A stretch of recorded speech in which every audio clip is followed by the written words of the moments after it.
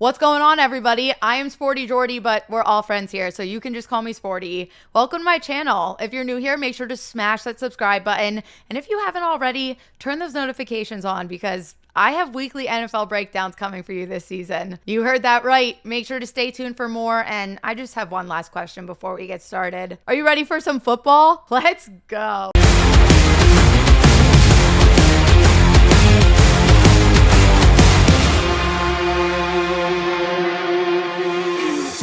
I literally could not be more excited to be back here with all of you. If you are an OG subscriber, you know that today's video in particular is my favorite. Today, we are going to be going through and doing my 2025 division predictions. I will be breaking down each division one by one and sharing my thoughts for how I think they're going to finish up this season. This video is so special to me because it was the first video that I ever did as Sporty Jordy launching this channel. I will link to all of my previous ones so we can see how right or wrong I've been in the past. Unless I actually don't want to know. But before we dive into this upcoming season, I actually want to talk about this offseason a little bit because it's been the best offseason of my entire life. Just in case anyone forgot, last season ended with my Philadelphia Eagles winning the Super Bowl.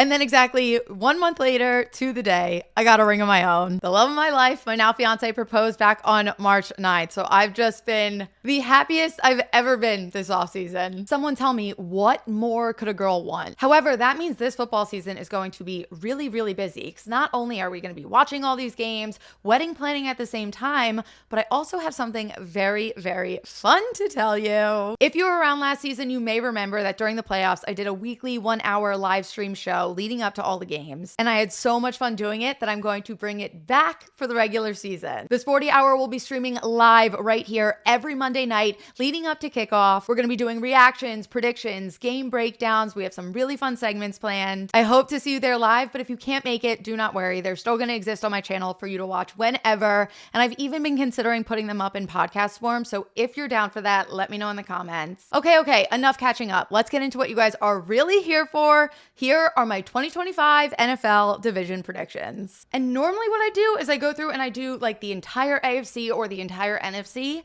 I don't like that anymore. So we're just not going to do it that way because I can make my own rules. We are going to be getting started with the AFC and NFC North because let's be real, these are two of the most competitive divisions right now, minus the Browns. Okay, let's get started in the AFC North, I guess. While I am living for this new bromance between David Njoku and Joe Flacco, and I am convinced that we're going to see Shedeur Sanders at some point this season, these are still the Browns, and I have way too many question marks to feel confident in not expecting typical Browns behavior from them, especially when you were going up against the likes of the Steelers, the Bengals, and the Ravens. This is how I think the rest of the AFC North is going to shape up. For Pittsburgh, the question obviously is Aaron Rodgers enough to come in and end their playoff drought? And I love Aaron Rodgers. I think I'm one of the only people left that are still trying to love Aaron Rodgers, even though he makes it very, very hard for me. And as much as I want to say, yes, of course, he is still Aaron Rodgers. He is absolutely enough to be that bridge. I unfortunately don't think that's the case this season. I just didn't see enough change from them overall. This is what the Steelers do. They rely on their defense to keep games close. Their offense does just enough to win some games, lose some games. Mike Tomlin keeps up his streak of never having a losing record, but overall, they're just not actually good. But we'll see. Maybe Aaron Rodgers does have a little bit of gas left in the tank. However, there are two other quarterbacks in this division that are in their prime right now, and their names are Joe Burrow and Lamar Jackson. I do have the Bengals falling just short of the Ravens here this season. And that's honestly just because I think the Ravens are a more complete team overall. The Bengals honestly are in the opposite situation of the Steelers. They have one of the most lethal offenses in the NFL. But that defense couldn't even stop a second string Eagles offense. I think this defense is going to hold them back. Whereas the Ravens are just absolutely terrifying heading into 2025. This entire team from top to bottom is stacked. A Lamar Jackson-led offense with Zay Flowers, DeAndre Hopkins, Derrick Henry, plus, of course, this insane defense. Elite pass rush. And then, of course, you have pieces like Marlon Humphrey and Kyle Hamilton. Oh, and don't forget, they also acquired J.R. Alexander this offseason and drafted Malachi Starks. Okay, you caught me. Lamar Jackson may be one of my favorite players of all time. So yes, every single year would I like to see the Ravens in the Super Bowl?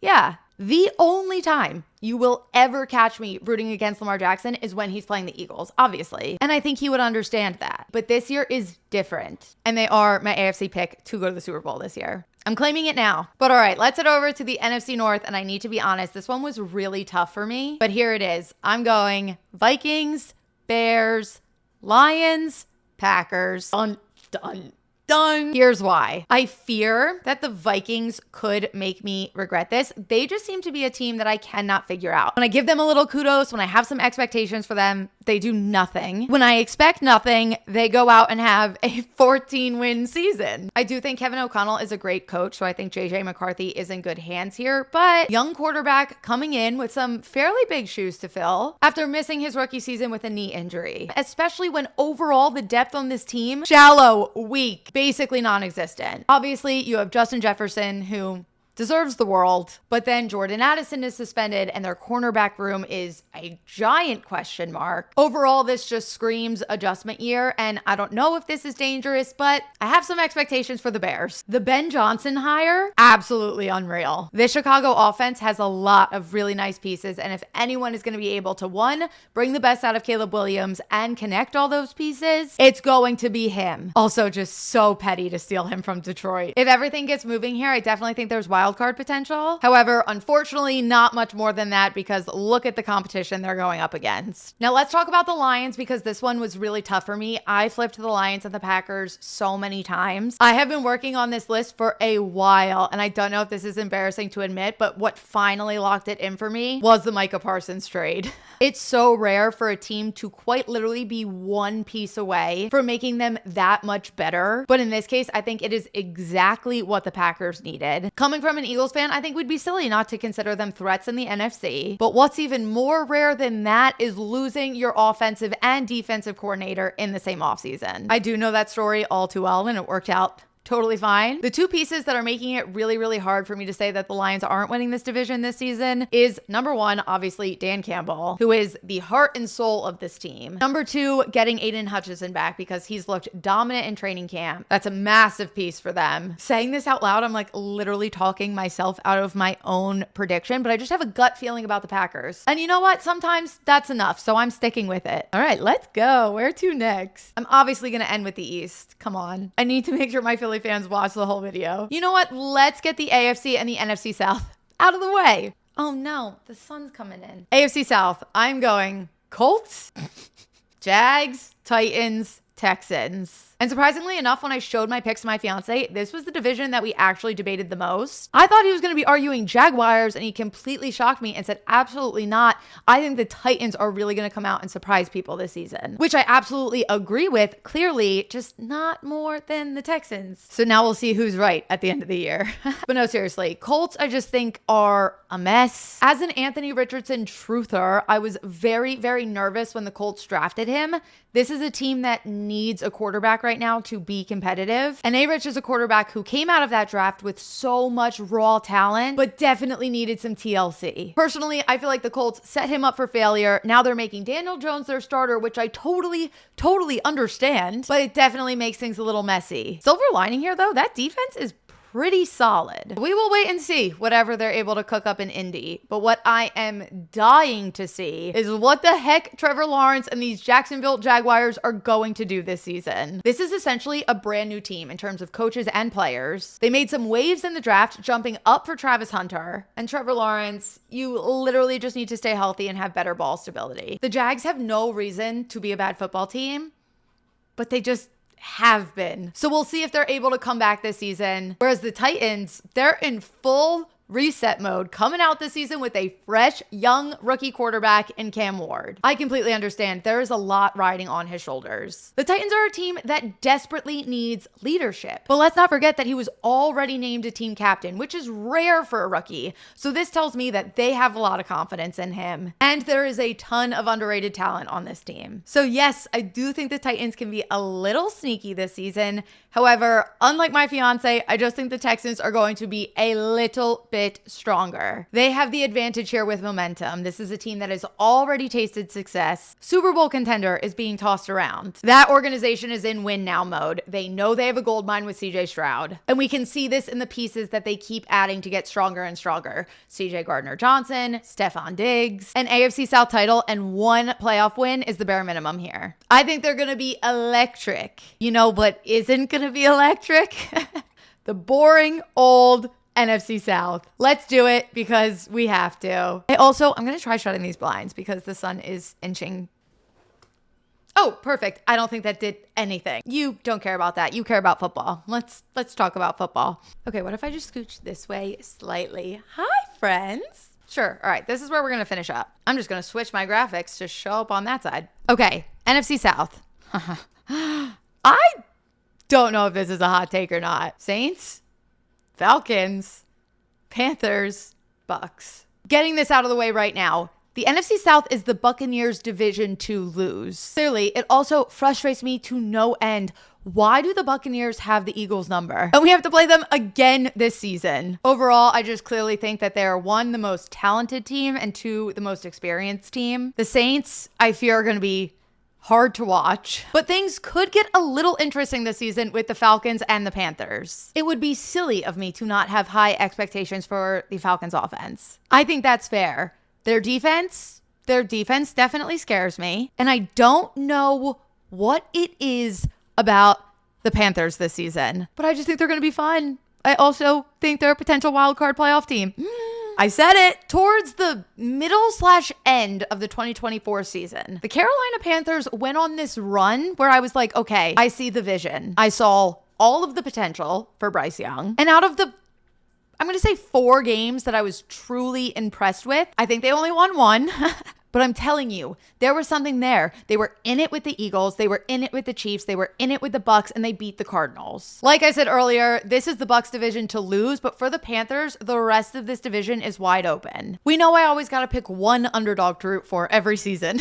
It used to be the Lions, and then they got too good, so can't root for the Lions anymore. And if you were at all a threat to my Eagles, then you're dead to me. So Panthers are still in that safe range right now. And with that, we are halfway through. Let's head over into the AFC West, which is kind of boring, if I'm being completely honest. I don't think I did anything crazy here. I have Raiders, Chargers, Broncos, Chiefs. The Raiders did make some major changes this offseason. However, they're the Raiders and they're gonna Raider. Just lose, baby. And then the Chargers absolutely kill me every single year. I truly believe that Justin Herbert is an elite NFL quarterback. But we do need to win games. A few years ago, someone told me that Justin Herbert had the Phillip Rivers curse, and I wanted to die. Now I just wonder if they were onto something. This is probably the only team where I'll be genuinely pissed if this prediction is correct. Prove me wrong. Win this division. Go on a deep playoff run. I just haven't seen enough to convince me otherwise. And the Broncos, hello, Bo Nix. Denver's out here moving and grooving. They are on the momentum train. Their defense, Jesus Christ, #1 in pass and run blocking, and all 5 starters returned. This entire team honestly really surprised me last season, and I think they're going to be even stronger this year. And I am so excited because I got the brand partnership of my dreams, and they are sending me to the Eagles game against Denver in Philly, and I could not be more excited. I don't know if I'm allowed to share who it's with yet, but keep your eye out. Sorry, this light looks really bad on camera. It may look even worse when I edit, so if this is all awful, I sincerely apologize. I also apologize for having the Chiefs win the AFC West again. Yeah, I hate that just as much as you do. For at least the last 2 years, I've been like, yeah, the Chiefs are set for a major fall off. And it's wild because if you sit down and watch a Chiefs game, they rarely feel like the stronger team anymore. But then they have Patrick Mahomes, who just knows how to win football games. And at the end of the day, that's all that matters. And then what does he do in the postseason? He just absolutely explodes even further and just continues to take his team to the Super Bowl. However, sometimes he gets dealt a belt to ass whooping on a silver platter. Go Birds. Oops. Sorry. I had to. But yeah, you can't bet against the Chiefs. You can't bet against Patrick Mahomes.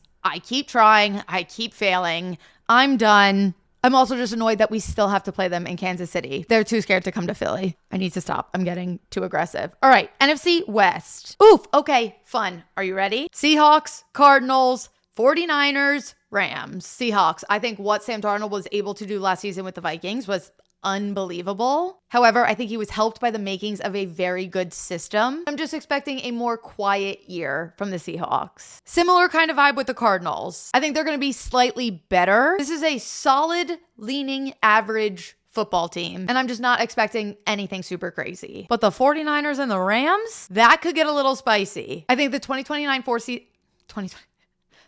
What did I just say? The 2029 four seed. The 2029 four seed. Oh my God. I think the 2024 season for the 49ers was a complete anomaly. Anything that could have gone wrong for them did. Overall, I think this is a very strong football team on both sides of the ball, and they could very easily take this division. However, I went with the Rams. Okay, this lighting situation is just turning into a nightmare. Just keep inching farther and farther to my right. But yes, for the Rams, this Matthew Stafford, Sean McVay connection is really, really strong. I love the addition of Devontae. I don't know if you can hear that plane or not. Losing Cooper Kupp sucks, especially when he's staying within the division.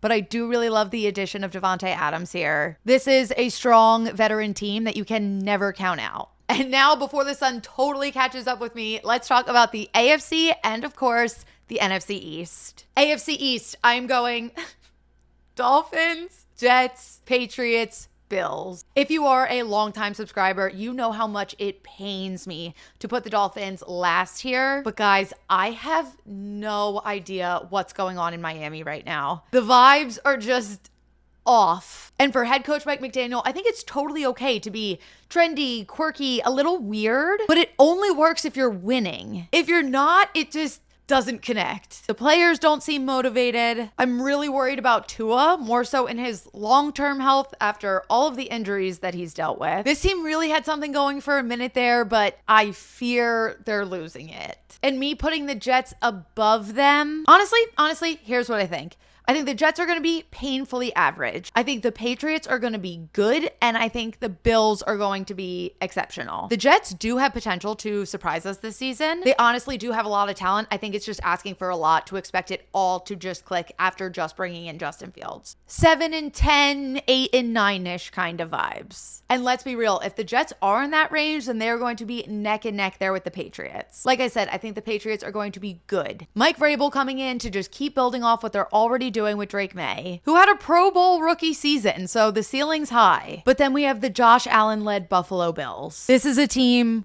ready for a Super Bowl appearance. I'm honestly nervous for what one more AFC Championship loss could do to Josh Allen. Actually, he probably just reminds himself, I'm coming off of an MVP season and I go home to Haley Steinfeld every night, which he's just going to have to keep reminding to himself for at least one more year, considering I do have them losing to the Ravens. Oops. Seriously, though, Buffalo is going to be contenders in this conference for a very long time to come.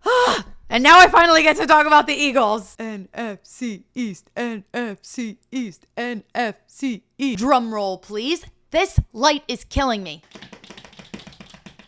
I'm not trying to be annoying. The Cowboys are going to be really, really bad this year. And you know, even with my bias, I will always give them some credit, at least for the regular season. We know they're never a threat in the postseason.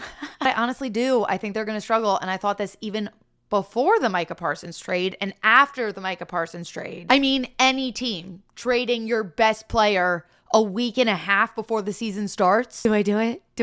Yeah, the season that's going to start in Philadelphia when we get to raise a Super Bowl banner in your face. I'm trying to be good. But yeah, vibes are off for the Cowboys this year. For the Giants, they're doing all of the right things. Is it going to click? Is it going to start working right away? I think it absolutely could. My dear and lovely friend Sam, who you know from our viral reaction video, is obviously a Giants fan, and she is very, very excited about Jackson Dart. And I always want to be super excited for her and her happiness. Personally, I think it could go either which way very, very quickly. Either which way being very good or very bad. But with what we do know of the New York Giants, I say they're going to have a very average season. They're going to win some. They're going to lose some. I don't consider them a wild card playoff team yet, but it also wouldn't totally shock me. What would shock me is a sophomore slump from Jaden Daniels. And I know I always fall into this trap. I did it with CJ Stroud. But what Jaden Daniels was able to accomplish in his rookie season, I do not think can be overlooked. He plays with this poise and maturity that you just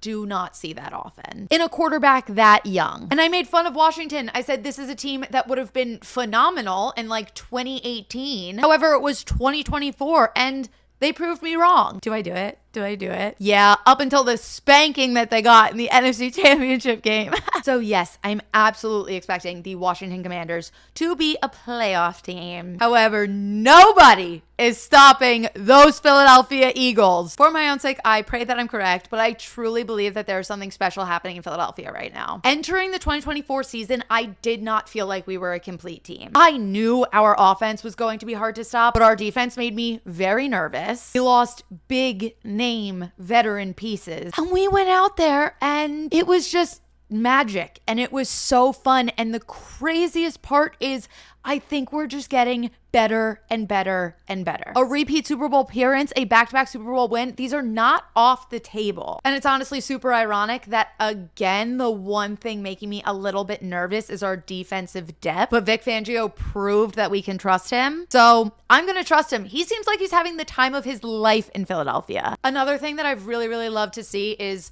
coming out in press conferences during training camp and everything, the way that all the players are talking about the Super Bowl win. It did not go to their heads. It did not give anyone this crazy cockiness. They literally all just sat down and were like, back to work. That Jalen Hurts mentality is rubbing off on every single person, which is so important because I think that was the downfall for the Chiefs in the Super Bowl, and that's why they got beat as badly as they did. It felt like they came out confident. There's no way that we're going to lose, and they were not ready for the underdog, hungry mentality of a Philadelphia Eagles team chasing a Super Bowl. And listen, who wouldn't want to see their team in back-to-back Super Bowls? I understand how hard that is to actually accomplish. Overall, though, this feels like a very strong team that is going to be consistently good for years to come. So yes, at scattered points throughout this episode, I guess you've heard my Super Bowl predictions. I am locking in Ravens, Eagles. Give me the Battle of the Birds. And there you have it. These are my 2025 NFL division predictions. Thank you guys so much for watching and bearing through as I dealt with whatever this lighting issue is. I'm gonna get that figured out. And hello, bring it on. I'm ready for all of your thoughts. Drop them in the comments. Let me know where you think I was right. And I know you're gonna let me know where you think I was wrong. And of course, if you haven't already, make sure to subscribe so that you can hang out with me all season long. If you would like to check out more of my daily sports content, you can also follow me on TikTok, Instagram, Twitter. I refuse to call it X, at the Sporty Jordy. And I will see you back here on Monday, September 8th for a brand new season of the Sporty Hour. Talk soon. Bye. Oh, and go Birds.